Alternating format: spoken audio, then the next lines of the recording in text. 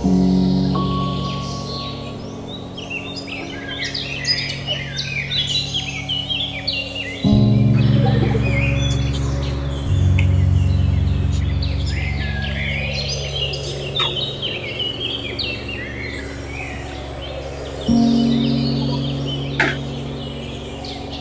mineral je tu semua.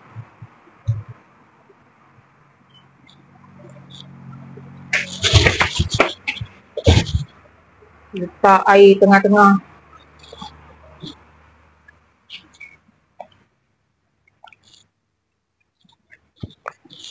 Tak ada pun air kopi, gas.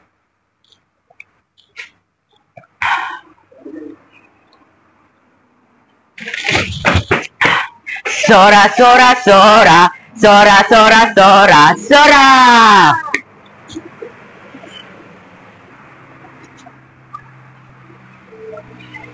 Cik, air gas tak ada. Air gas? Ada je tu. Apa kata adik minum je air mineral. Kita ada air biasa, air mineral. Kristal ni Sora. Sora, ini kristal. Dijamin halal, tanpa pengawet, tanpa pewarna. Lagi bagus daripada air mana. Lagi dengan cuaca panas. Biar dia minum air mineral. Jadi, cik, saya datang sini nak beli air mana-mana. Apa hal pula nak suruh orang minum drinking water, air mineral pakai? Alah, dah. Kalau tak nak jual mana dah lah. Pergi kedai lain je lah. Ni, apa hal ni? Sana poster, sini poster. Belum cuba, belum tahu.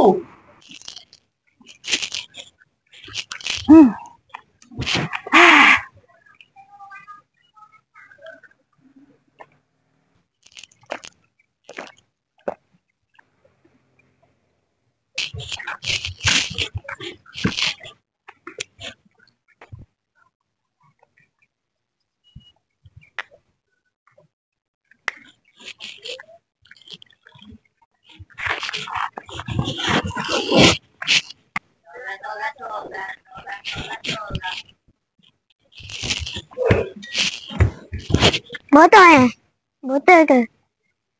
Minum.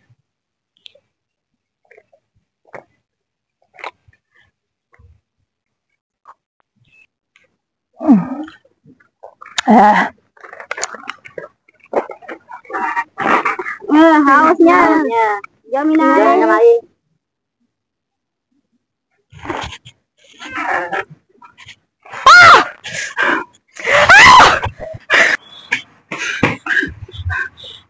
Cik, ni saya borong semua tak tahan, haus.